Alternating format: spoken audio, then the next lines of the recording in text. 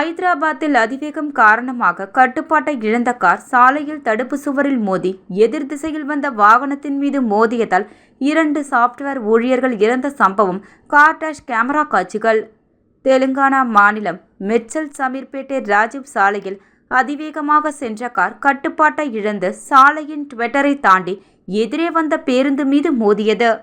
நேற்று மாலை நடந்த இந்த சாலை விபத்தில் கச்சி பவுலியில் உள்ள மென்பொருள் நிறுவனத்தில் பணிபுரியும் மோகன், தீபிகா ஆகியோர் தூக்கி வீசப்பட்டு உயிரிழந்தனர். இந்த விபத்திற்கான காட்சிகள் பின்னால் வந்த காரில் வைத்திருந்த டேஷ் கேமராவில் பதிவாகியிருந்த நிலையில் அந்த காட்சிகள் தற்பொழுது வெளியாகி உள்ளது. போலீசார் வழக்கு பதிவு செய்து விசாரணை மேற்கொண்டு வருகின்றனர்.